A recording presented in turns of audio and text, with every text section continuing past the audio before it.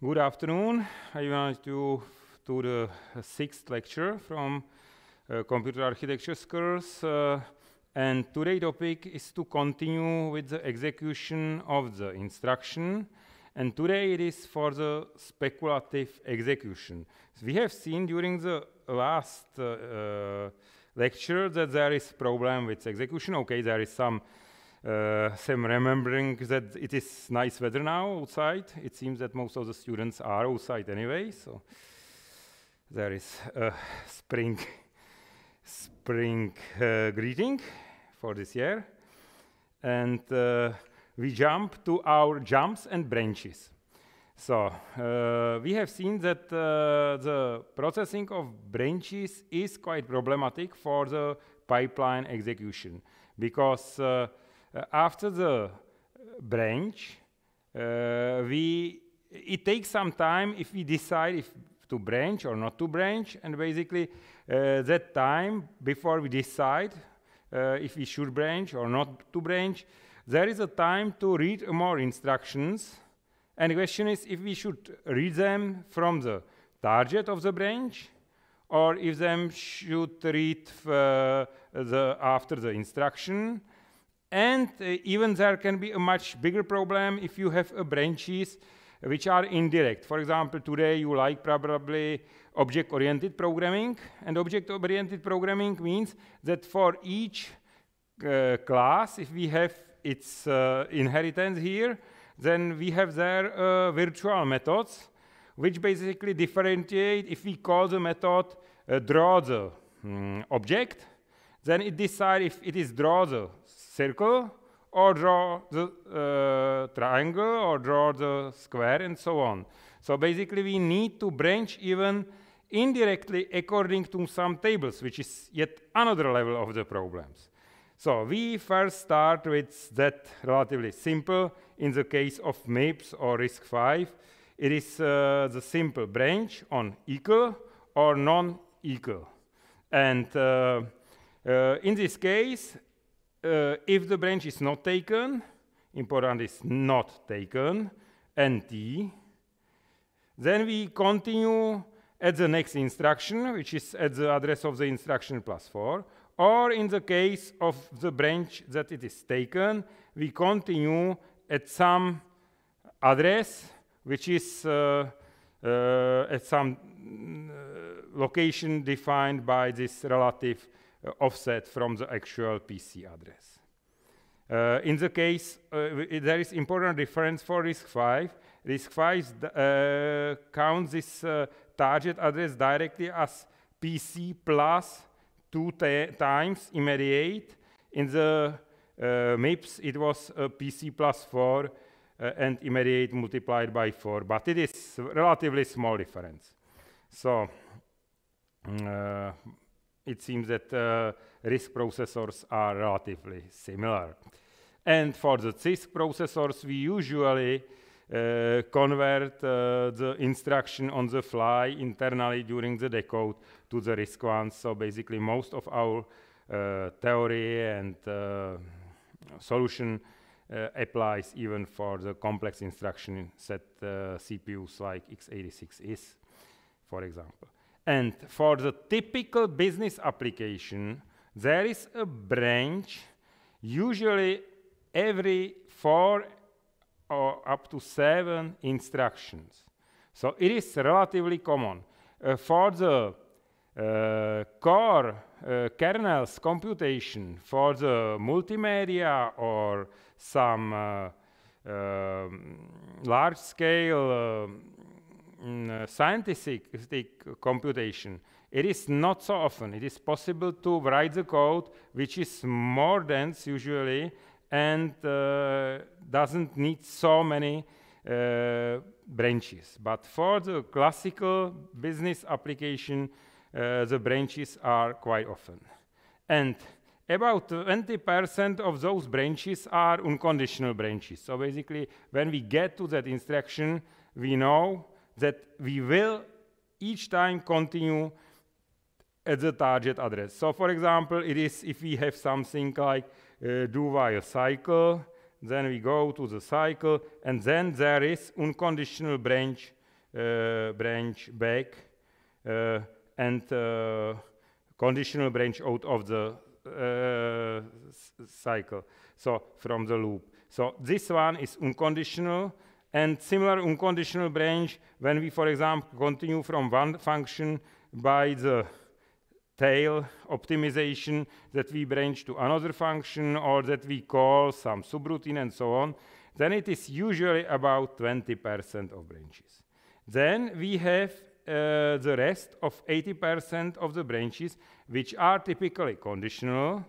And for the forward, we usually try to optimize the code such way that we do not take the branch, that branches are used as the skips of some code which is more common than,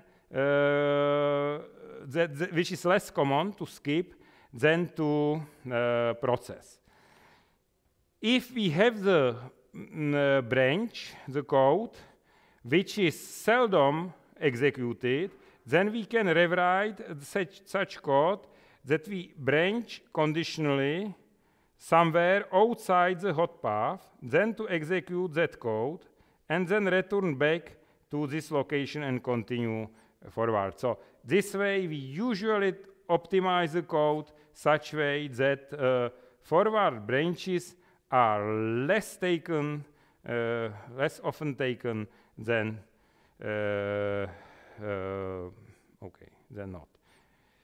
So for the backward branches, which are the typical constructs for some loops, then for those branches, it can be conditioned, it is unconditional, and conditional is do-while loop in the fact. Then for do-while loop, it is typical that we want to process the loop more times than once. So again, it is in this case more typical to branch in this case. So if we start to use static predictions that the forward branches are not taken and backward are taken, this means that we find the branch which branch backward to the lower address, then is the address where the instruction is executed, and it is conditional branch, that we start to fetch the instruction from the target address directly. Then in such case, we can, in this case we can somehow compute the probability of taken, not taken branch and so on. But if we have that static prediction that backwards are taken and forward are not taken, then we can even gain a little more. So this is some result of simulation. For sure, all this is a combination of the code, which is optimized somehow, and the CPU and hardware. So all those benchmark and so on depends on the actual code, and nothing is guaranteed that for your code, the exactly same rules will help and will apply. Okay, so first, if we have there that superscalar execution, which is the area which we have not looked too much during our course because it is the topic of advanced architectures course. But if we speak about the superscalar execution, this means that we can dispatch more than one instruction in single clock cycle and then execute them on many functional units. Then if you look at it, we have there some fetch, decode, dispatch, and then we decide about the branch. So in this case, we can have there something like 10, 20, maybe 100 instructions in the queue, which are fetched, and in the case that there is a branch, then we lose all those pre-computed and pre-processed instructions. So the first thing what we can do is to optimize the instruction execution and decode and process the branches as early as possible. So if it is that simple PC relative unconditional branch, okay, we can try to process it directly in the decode stage. It is one option.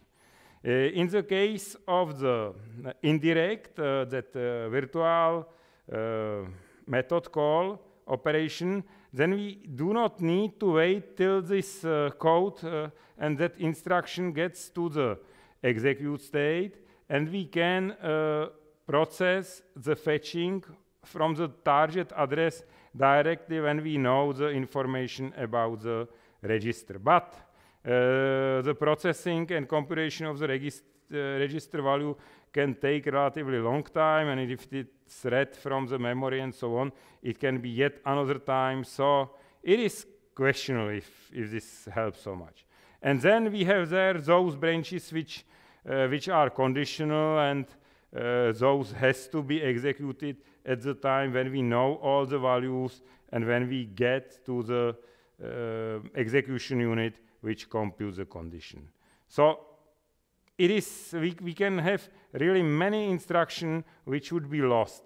And if you remember, we have 4 to 7 instructions between the branches. We can have there something like 20 instructions. So this means that basically we do not use a pipeline at all. Basically, we use it only for the seldom case. So what to do better? We can try to predict the target address and decision of the branch, and then execute the instruction speculatively. And if our prediction is correct, then we overcome the latency, and basically we prepare a next instruction which would be fetched and executed anyway. On the other case, if the speculation is incorrect and we fetch instructions which are not at the end executed, then we lose those cycles. Okay, and what we can speculate? We can speculate what is the target address. So basically somehow try to predict where the execution will continue from the given branch instruction. And we can speculate about the condition and the condition evaluation for the conditional branches. And for those 2 concepts, we have 2 structures in the processors. And one of these is called a branch target buffer. So it remembers the target address for a given branch instruction.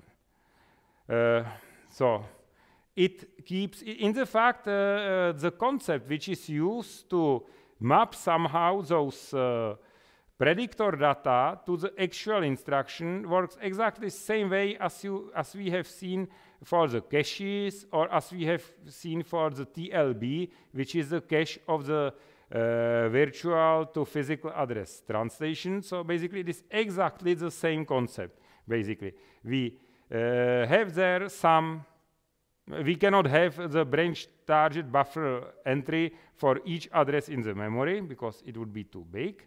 So basically we use temporal and temporal locality in this case in the fact. So basically we keep the mapping between the branch instruction address and branch target address somehow in some structure which usually has exactly the same or very similar structure to the cache. And for the decision, okay, and in this case, if there is a match between the branch instruction address and we know from the previous, some previous occurrences of the same branch instructions, if we know the target address, we can start to fetch the instruction from the target address instead of the next instruction. For sure, if it is conditional instruction, we need to try to decide if the branch will be taken or will not be taken. And the first and most simple predictor, okay, we can have static predictors which directly define, for example, that backward is taken and forward is not taken. It is simple static predictor. But we can have the simplest dynamic predictor, and this single 1-bit predictor keeps per each entry in this branch predictor, in some branch predictor table, it keeps the information. If the last branch condition was taken or not taken.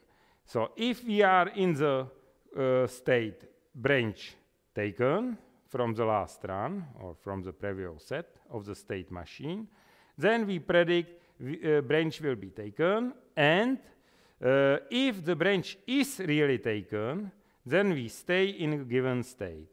If the branch was incorrect, if branch was not taken, then in such case we move to the branch not taken state, encoded by a 0. And next time when we execute a given branch instruction, we will predict not taken, and instead of fetching the instruction from the branch target address, we fetch the instruction from the following address, and so on. If we predict correctly branch, then we keep the state branch not taken, and so on. When there is a misprediction, then we move again to the next state, to the state branch taken. And we can look what happens there. For example, if we have a initial state of the bit, in this case, branch not taken.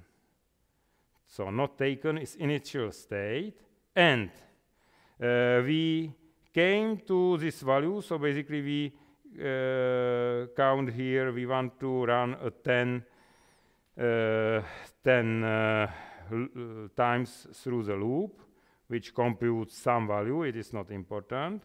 Then we start with the state of the predictor here, which says not taken. So we are in that state not taken, NT.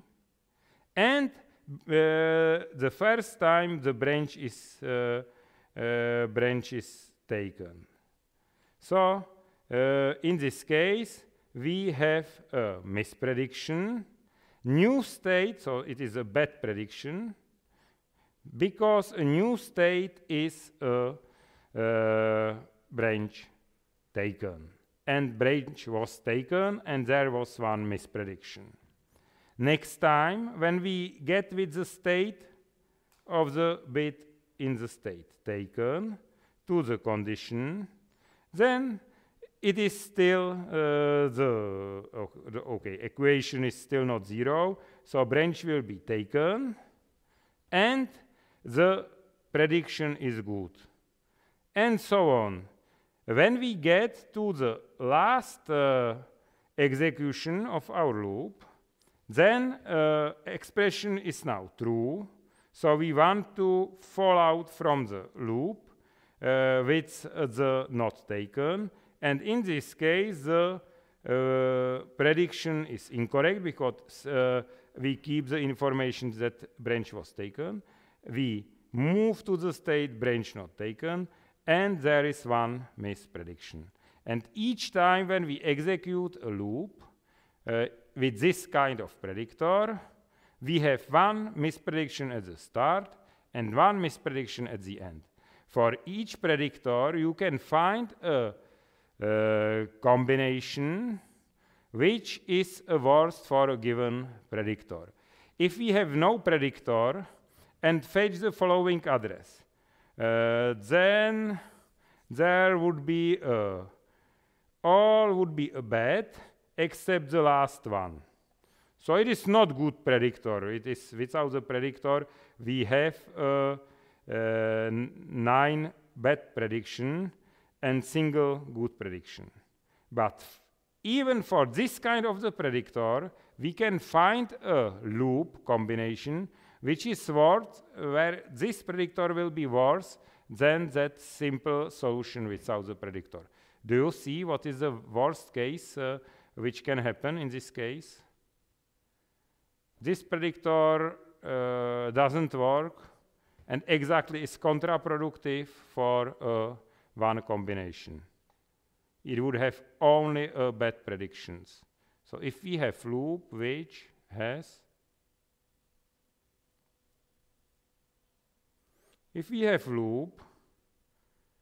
has only one start cycle and one end cycle. So if we count here, if there is I minus 2, so basically if we want to go only 2 times through the loop, then each time we have there a misprediction. Because first time we say we want to go outside of the loop, but we go in the loop, and next time, because the predictor is switched to predict branch taken, we finish the loop and we go out, there is a misprediction. So you see that we can mislead the predictor and find the combination which is worst for this predictor. Okay. If we look at some assembly routine, then in this case, if we look what happens with such predictor, we have there through loops from one goes from 3 to 0. So those are in the fact do-while loops, because this loop, this L1, is finished here. The second one is finished here. Okay, it is not branch, it is only finished here, and this one is finished here. So now if we have only a single predictor, what happens in this case?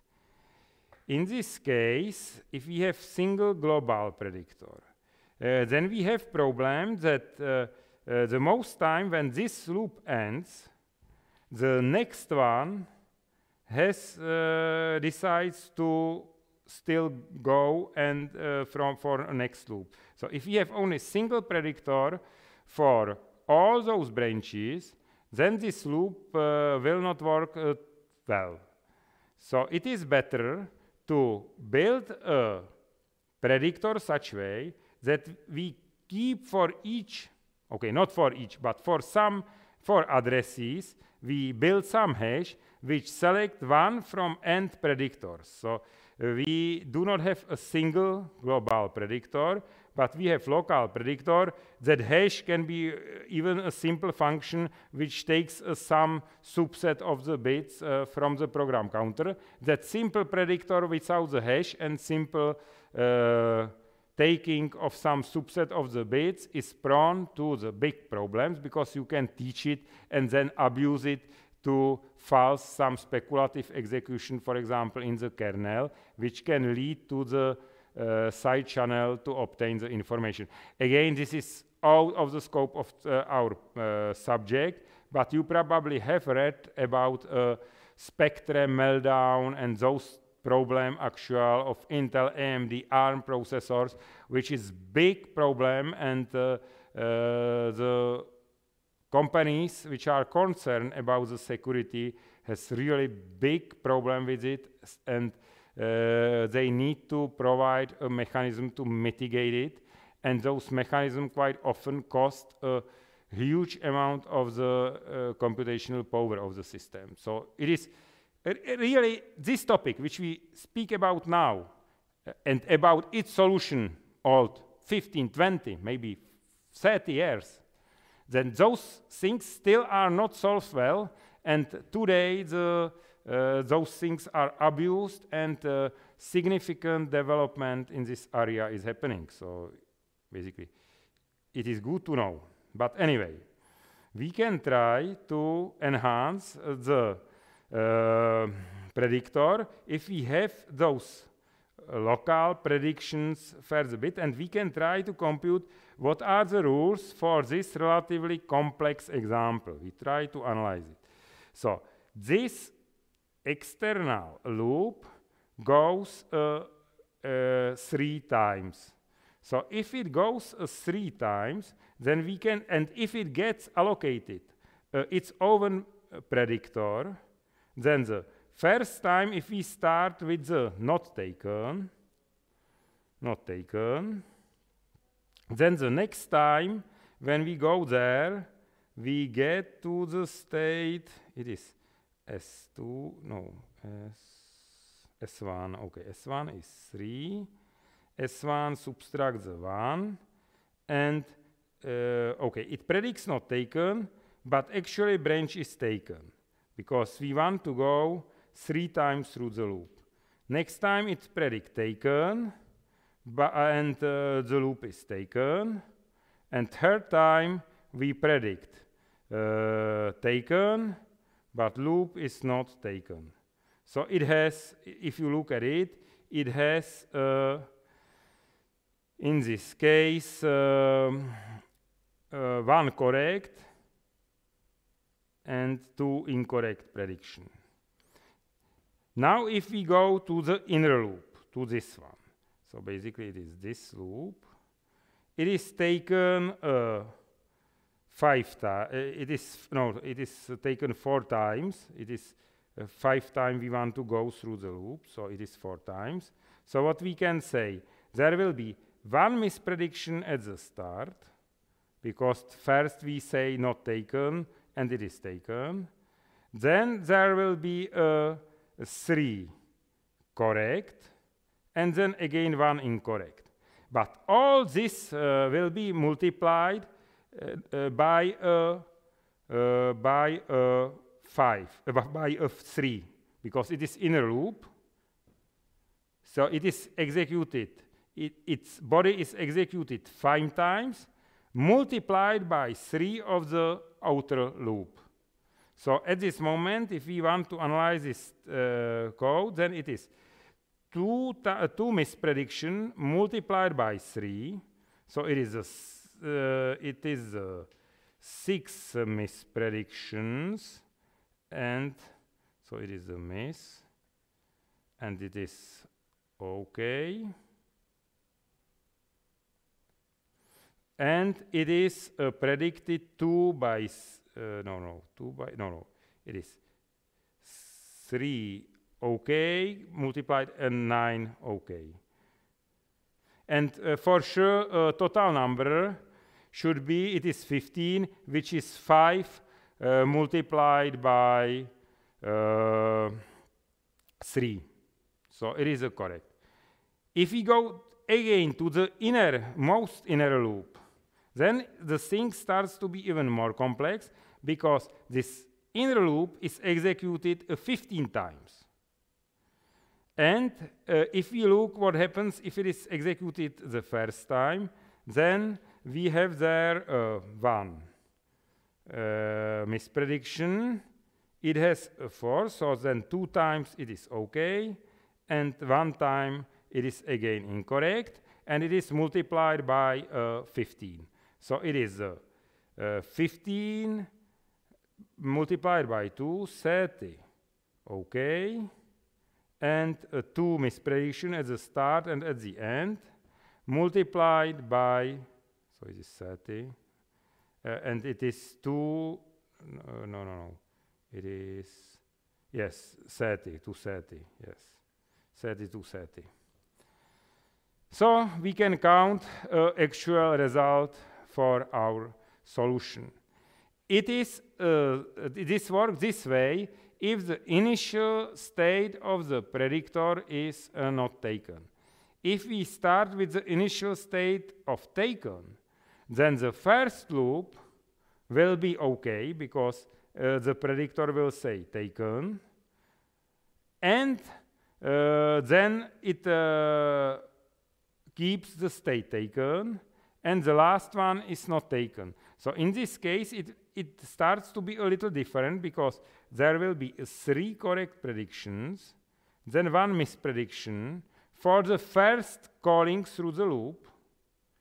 So it would be once, but 14 times it would be again the state with 1 misprediction at the start, 2 correct prediction, and 1 misprediction at the end.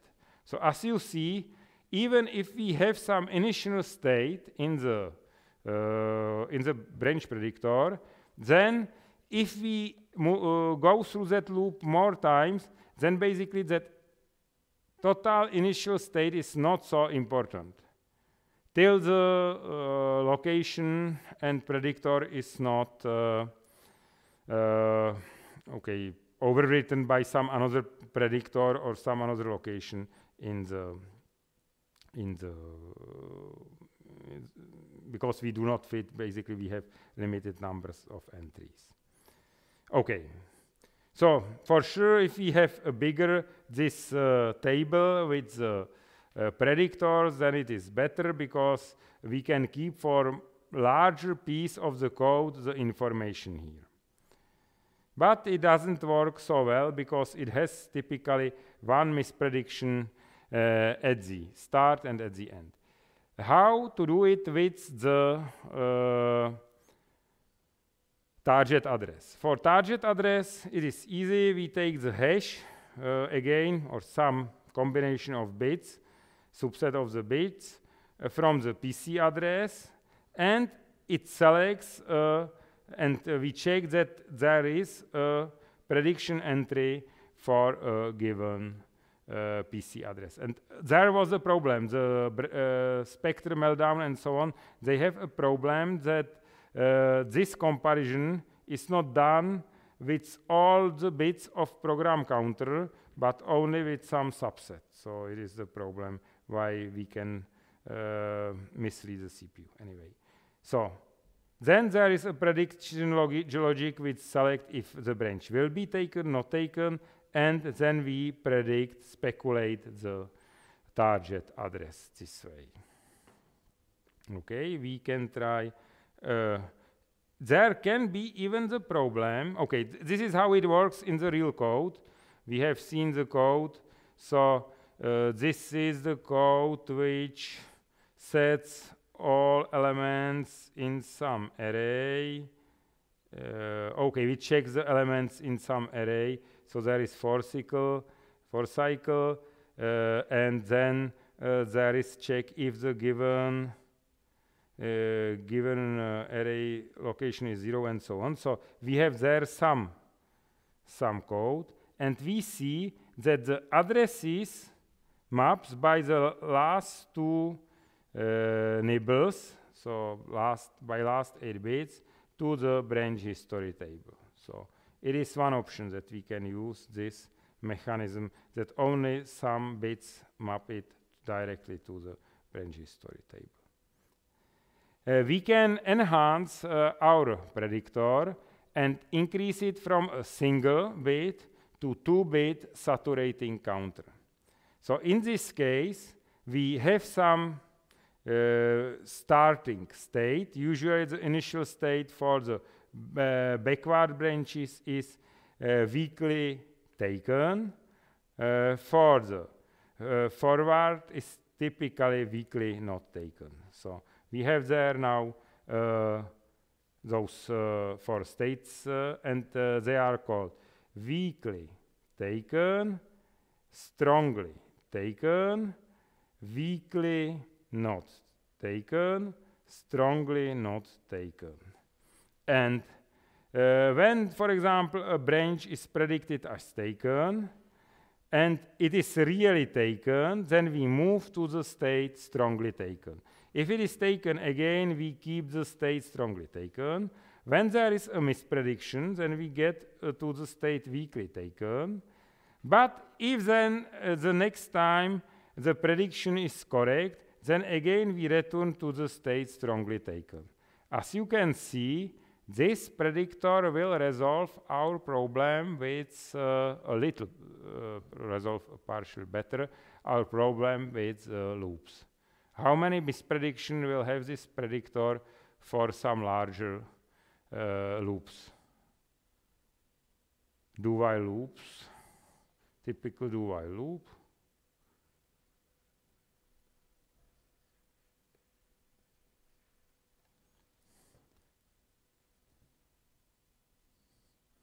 It is taken, for example, 10 times.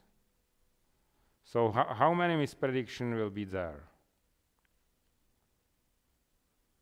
Initially, it is in the state weakly taken. We take the backward branch, and it is taken. So prediction is OK. The next time, and we move from the weakly taken to the state strongly taken. The next time, we again stay in the strongly taken, so all are predicted correctly. And at the end, we move. There is a misprediction because we want to exit the loop. But we move only from the strongly taken to the weakly taken state. So next time, if the loop is again taken, then it is correct. For sure, even for this one, we can find a combination if it starts in weakly taken, and we have combination not taken, taken, not taken, taken. Then it starts to move between weakly taken, weakly not taken, exactly in the contraproductive way, so each prediction is incorrect. So again, there is a combination when we can mislead this predictor. But typically, this predictor works better. So there is a state diagram, and we see that basically when there is a not taken, that we move till the saturated state, strongly not taken. And again, if the branches are taken, we move the vice versa. So it is the simple solution. And in this case, if we look at our initial loop, then if we start with the state weakly taken, then it is taken, prediction is good. We go to the state strongly taken, and after all the iteration, we have one misprediction, and we move again to the same state as was at the start. So if we find that the final state is same as the initial state, then if that loop is executed multiple times, if we call it again and again, then we know that the next time we do not need to start this analysis because it will end exactly with the same statistic. So as you can see, in this case, 2-bit Schmidt predictor works quite well. There are sometimes another kind of the predictors, which is with hysteresis predictor, which in this case, in the case that we are in the weakly not taken and a branch is taken, we switch directly to the prediction strongly taken, and from the weakly taken, again, if it is not taken, to the strongly not taken. For some kind of workload, this can be better, but usually it is not better. Okay, there are some examples from some article.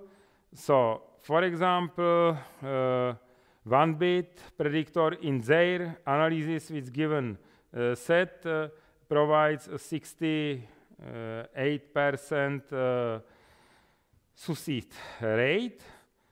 If it is only the always taken predictor, it has only 60%. And if it is the saturating, then for given workload, we get up to 81%, which is much better. And because each misprediction can lead to something like loss of something like 20 or maybe 100 instruction execution slots, then okay, it is significant. This can speed up the processor a lot.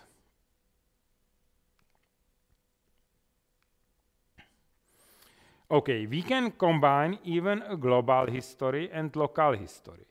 In this case, we keep the branch history register, in this case a global branch history register, which we store only and shift information each time. If the branch is taken, we put the one at the end.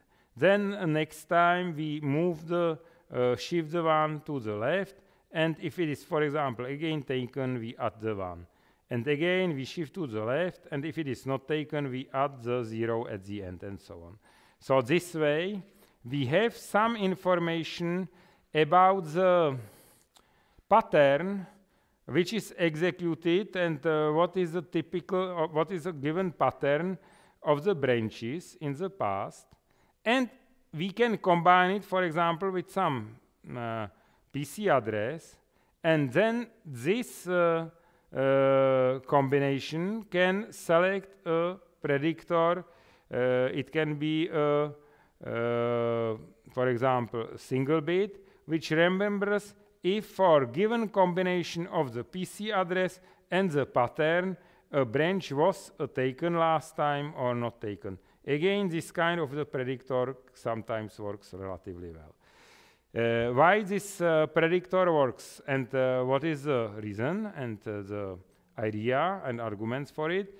You can have, for example, some such combination that you have more conditions, and if you see, if we set, if there is, in this case, if the condition 1 is true, then we know that this one condition to calling the f is for sure a false. So basically, if we learn a branch through the branch history, that if this condition is true, that we do not need to branch to call the function f, then it is a gain.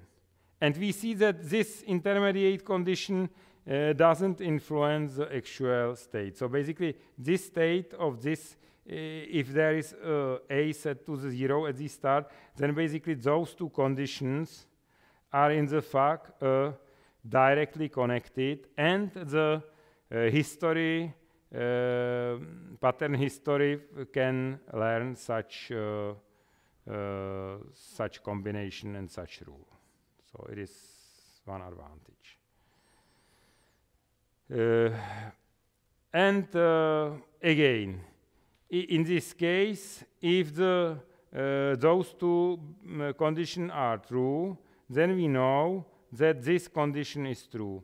So it is the correlating predictor with local predictors. We basically can combine those predictors and decide for which combination we get the best results and so on. So we can use such kind of the predictors. For you, for the exam and this subject, the obligatory is to understand to the Smith single and 2-bit predictor. It is the main predictor which we will use as a model for your homeworks and exam and so on. So those are the other more advanced predictors which we can see. Yes, so basically we can have there the predictors which can select the different predictions according rules and so on. There are some benchmarks for different kind of workloads, and you can see in this case how many misprediction we have there for a given kind of the combination of the predictors and so on. And so on. I probably skip those more advanced predictors because we see that basically there are many different kinds how we can define the predictor. Today, for example, Zen 3 and Zen 2 uses neural networks inside the branch predictor. So they use standard artificial intelligence solutions to train the predictor from the data to predict if the branch is taken and not taken and so on. So we can use even so complex structures. There are possibilities to avoid the branches sometimes. For example, there is a simple code in C when we want to compute an absolute value of the variable x. So classical way, if the x is smaller than 0, then we need to negate the value of the x. Okay, we compare, we test the register. We first need to set it to the 0, okay. But we test if it is slower than 0, and if it is not, then we skip somewhere here. If it is, then we subtract it from the, it should be, there is a mistake, it should be x0. It should be on the risk 5, it should be x0. So if it is slower, if S2 is lower than x0, which is 0, then in such case we get 1 here, and okay, there is a mistake. Oh. And in such case we skip the instruction, so it is x0. If the result of this SLT is 0, if it's not 0, then we go to this code and subtract 0 minus S2, and we get the result. But you can write another code even in the C. If you know that the value is 32-bit, and you use a arithmetic shift to the right, then in the fact you get all bits of the S1 register to be 0 for the positive or 0 values, and to be 1, so in the fact -1, for a case when the actual x is smaller than 0. It is sign extension of the single bit information in the fact. So what we can do in this case? In this case, we can use a XOR of that mask, which means that if it is 0, okay, it does nothing. It is still x. And we subtract the S1, so it still does nothing. It is still x. But if it is a -1, then XOR provides a flipping of each bit. And then if we subtract a -1, then in the fact we from 0 we get a -1 by flipping. Okay, from -1 we get a -2 in the modulo 2 arithmetic, because -1 is we get a 0, excuse me. From the minus, if we have -1, then it is 1, 1, 1, 1, 1. We XOR it with the 1, 1, 1, 1, 1, 1, 1. So we get 0, 0, 0, 0. But we subtract here 1, 1, 1, 1, which is in the fact -1. So at the end we get a 1, 1, 1, 1, 1. If we have a value which is, for example, 3, then it is -3. Then -3 is 1, 1, 1, 1, 1, 1, 0, 1. No. It's -3. It is okay, -3 is 0, yes, 1. So -3, is this correct?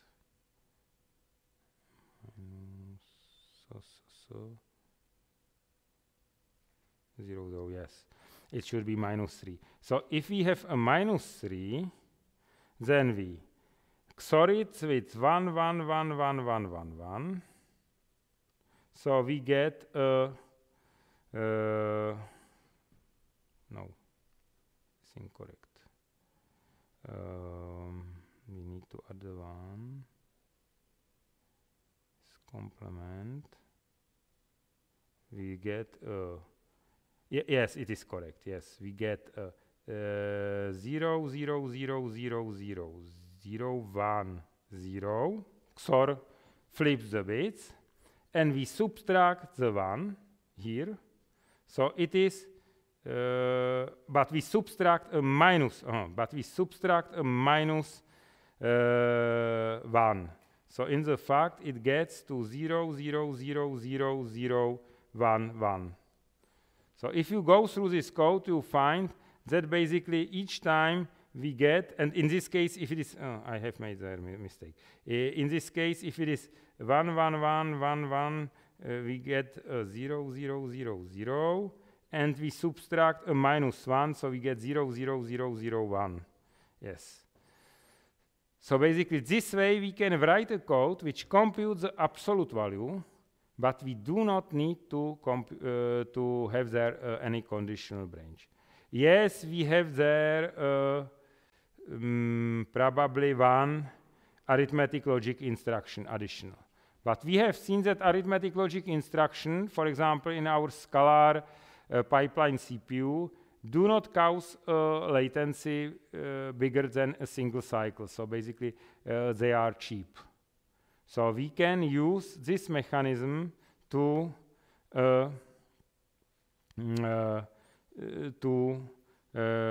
avoid branches. And when you use a multimedia, then multimedia codecs and so on use quite clever mechanism, and there are a special set of the instructions which allow to compute in parallel such masking and switching of the results in parallel. And in the fact, if you look, for example, into the NVIDIA GPUs, then they do actually something similar. They do not have a full processor control unit for each thread, but they have one for some warp, and then if they find that there is some condition met or not met, then basically they only eliminate effect of some instructions in some of those threads. So such mechanism which allow to skip the branches and to avoid flushing of the pipeline can help a lot. We will look at it a little when we will speak about x86 CPU. Okay, and you should know what it is a superscalar processor.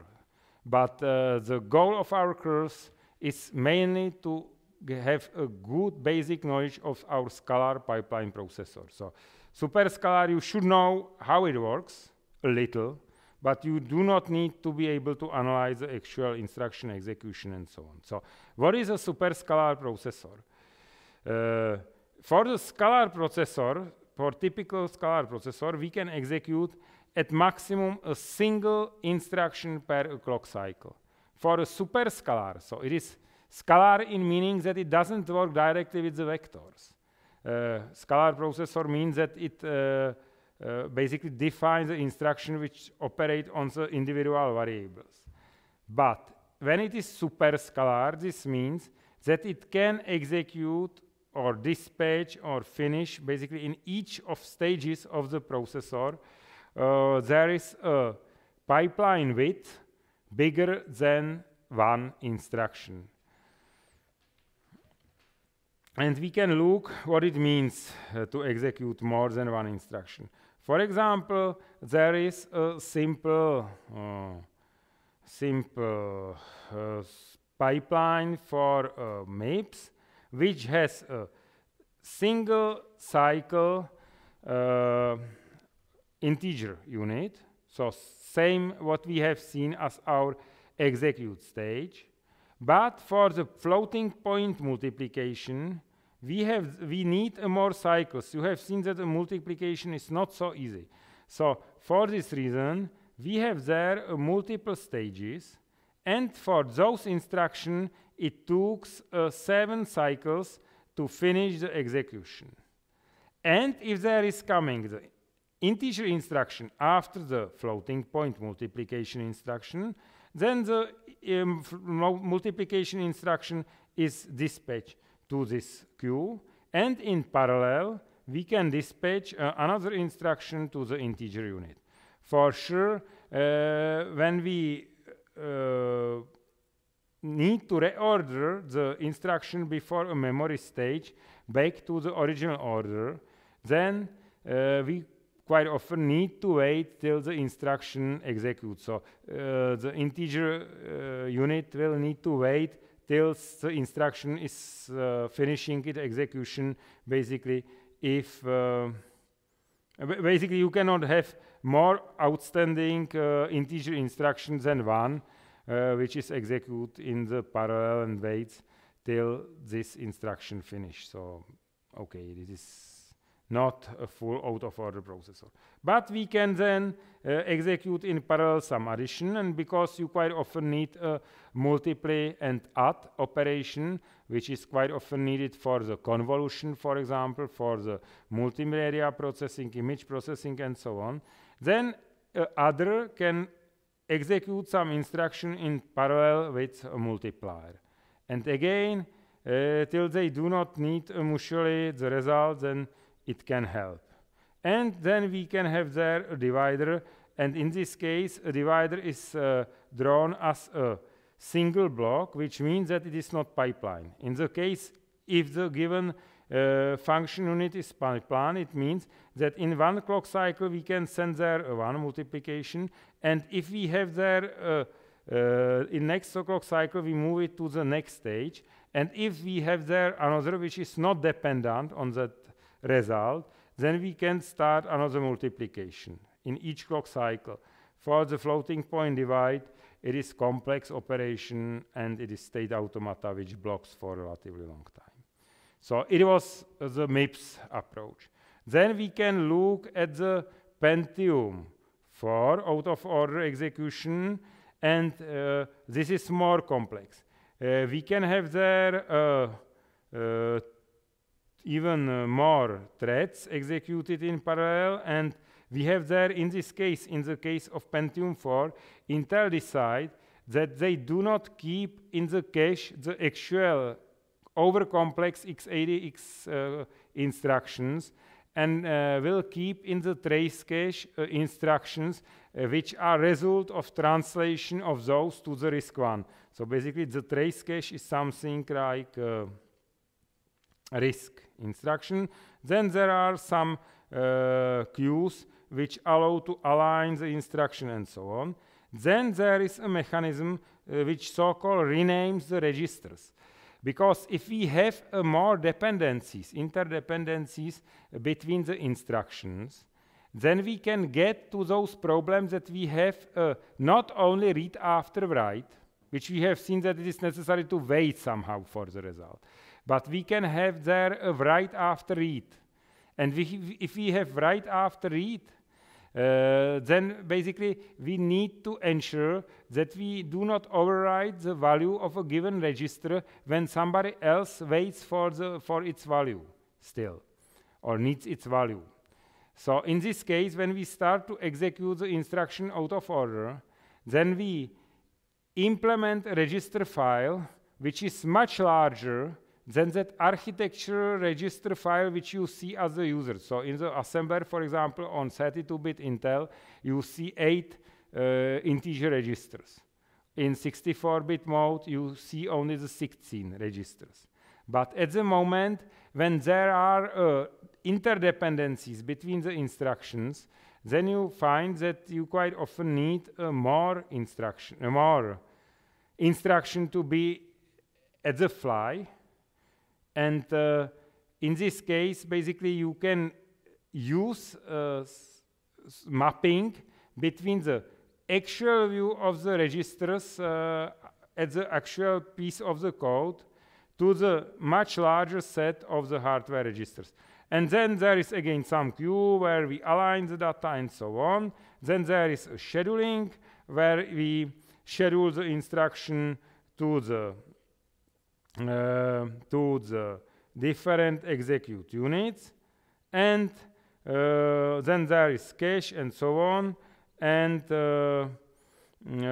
again we store the result of the registers and keep the instruction reorder buffer, because at the end we need to ensure that the architectural state visible after the exceptions or some special condition match some of that sequential execution states.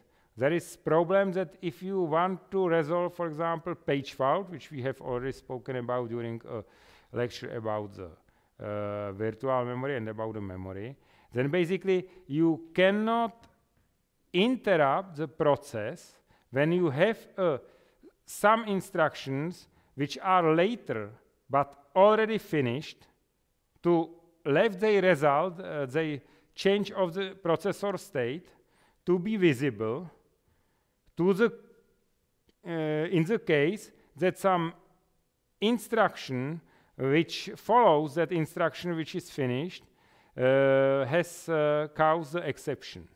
So there is a significant problem that you somehow need to restore the state. You probably have read about the databases and the transactions. Have you heard the word transaction in the databases? Consistency, transaction. And if there is a problem, that you need to rewind the transactions. Okay, so you seems to not.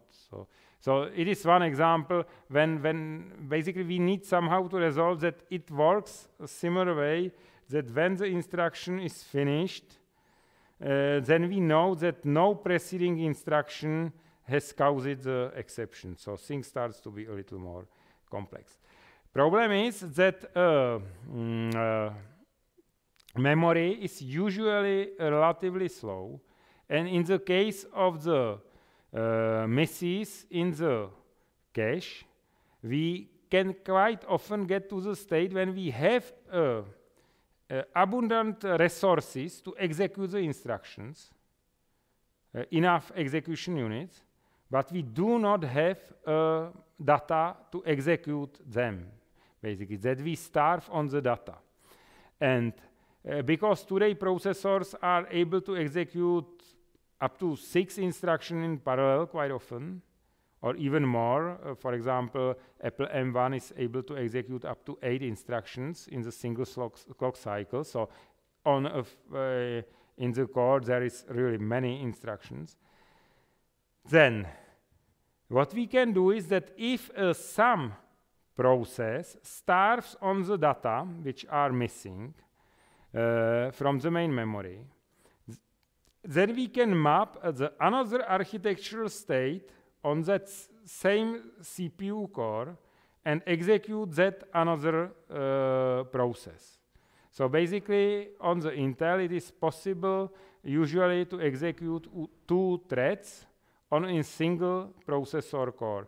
And each of those threads has its state. It looks like we have 2 cores. So in the fact, if you have, for example, 8 cores processor and it is hyper-threaded, you in the fact can execute 16 tasks in parallel on the kernel level, and kernel sees 16 processors. But in the fact, each pair of them shares some resources. There are workloads which are blocked by the memory, where this can help a lot. On the other hand, there are some workloads when one of those threads can start to starve, and it is not so useful. So again, it depends. It is some optimization which helps, but not in each case. There is a reason. Basically, it is again on that old Pentium 4 because it is interesting example with extremely long pipeline, and which is relatively simple because it has not so many resources. Today processors are much more complex. But in the fact, Pentium 4 was unsuccessful architecture. It has too big power consumption. So at the end, when this deeply pipeline solution has not success, Intel returned back to the Pentium 2 mobile and continues the next development of Cortex. No, not the Cortex, excuse me. For the Core Duo, and then Core 2, and then Core 2, and then Core 2, and then Intel E7 and Intel E5 and so on. So, but what is interesting that there is the idea that we have two instruction pointers, so two counters which points to the instruction. We have a trace cache where we have a mix of the instructions from one and another thread, and then we have there two queues which try to fill by the instruction from each of those execution thread. Each of it has its own register rename and register allocate logic, even that hardware registers in the fact are common for both threads, but they are renamed. So the names which you see from your code are separated, and then we use the execution unit with the instruction from both threads as we have a data. So basically, in most cases, basically we wait here with the instruction before we can schedule it till we get some data from previous instruction, from the cache, and so on. Okay, and there are some measurement for some workloads, and in some cases you can see that hyperthreading has no influence. In this case, for example, for this kind, we have the speed up by using hyperthreading with a different solution and so on.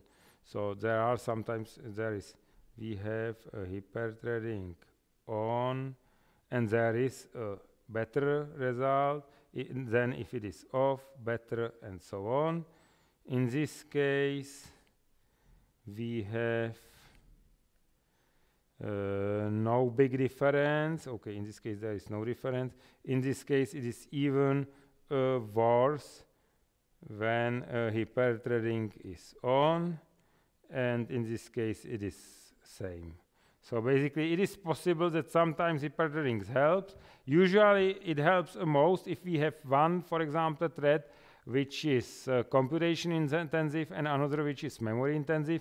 Then in that case, if they map well on the cores, then it can help, but it is not the rule. And there are other processors which allows even much wider hyperthreading. For example, Spark or PowerPC processors are able to run up to 8 or even 4 or 8, I think, the threads on each of their core according to the version. Okay, then there is another architecture which I show as an interesting example. Again, it is not so much useful architecture. It is AMD Bulldozer, but it is interesting that it has for hyperthreading, it has really two separate integer cores in the fact, clusters, inside the processor. The predictors and the L1 cache and so on is and predicode and so on is common for those two instruction streams. But then there is a decoder which is quite complex things, because to decode instruction which has a variable length of x86 is again a problem. It has that fast path and that other which can decode the complex instruction into the multiple RISC-like instructions. Then we have there the queue and two integer units, but the floating point is shared. So again, it is interesting that it is possible to implement the processor this way. If we look at the Intel i7 and more modern cores, then they can process and align much more instruction in the parallel, but actual decode is able to decode only a 4 complex instruction. And it is, or 4 instruction, pardon, in parallel, 1 complex and 3 standard, or 4 standard, so 4 simple. And in the fact it can generate up to 7 micro operation in the single clock cycle, which can be executed in the fact, for example, if we need the addition, then we have there 2 integers, 3 integer units which can compute the addition. Another can compute the addition for the address for the memory accesses and so on. So basically we can execute quite a lot of the micro instruction in the parallel. Problem in this case is this decoder. This is a problem because there we are limited by 4 instructions in the parallel. On the other hand, for the branches, there is a small loop stream decoder and a small branch target trace cache in the fact, which allows to I think provide up to 6 micro instruction per single clock cycle. So in some loops it can even exceed that limit of 4 instructions in the parallel, because when it is a loop it can proceed and fill the data from this input. And then there is a Zen architecture. And for the Zen microarchitecture, it is again able to decode only the 4 instructions in the parallel. Here, I try to zoom it.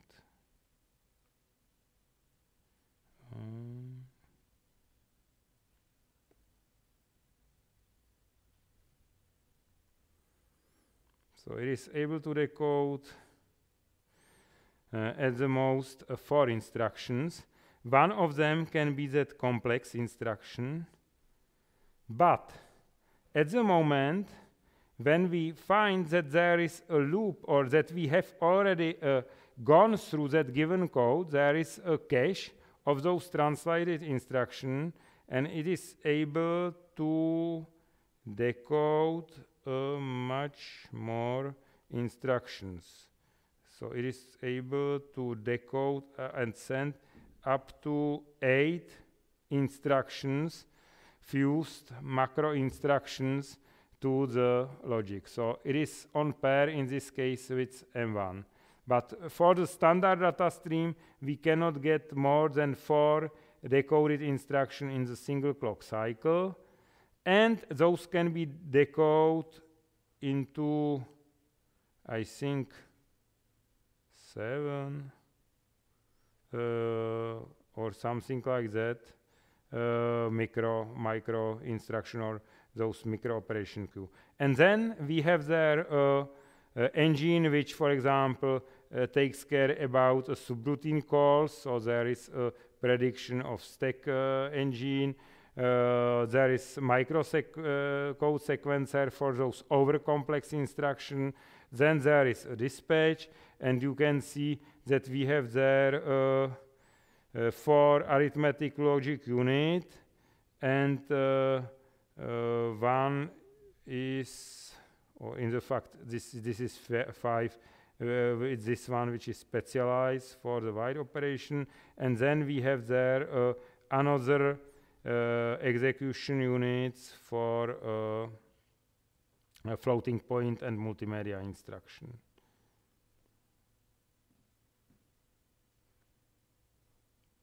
So we can see, yes, we have there 4 arithmetic logic unit, 3 address generation units, which can execute the operation in the parallel, and a registry file, even that we have there still those 16 integer registers, only the 16 integer registers.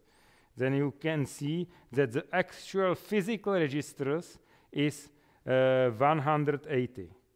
And for the floating point or multimedia, we have there some MMX and XMM registers and so on for SSE, and we have 160 entries for those registers. So again, we can execute, and there is information we can have in this case 224 instructions which are executed or waiting for the execution in this out of order part of the processor. For the M1, it seems, it is not documented, but it seems that there can be up to 600 instructions which are in the out of order execution part of the CPU. So it is really massive how to resolve and speed the execution. And if we go lower, then there is actual memory path. So we have 3 units which can compute the address, and we have there some queues of the operation which should be loaded, which should be stored. There are problems with hit after miss and hit after multiple misses and so on, that we can execute even a memory accesses out of order and so on. But anyway, the actual size of the cache is still that relatively small 32 kilobytes 8-way associative cache for the L1. So basically L1, to have a bigger L1 is quite big problem.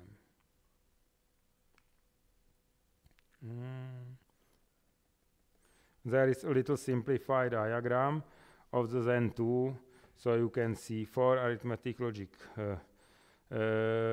execution units. Each of them is pipelined. I have somewhere even the information what are the actual latencies. We can run 2 loads from the memory and 1 store in the single cycle. And for sure there is L2 cache which is much bigger. And for the instruction we have there L1 cache 32 kilobytes, then decode, and that relatively complex path to decode those complex instructions.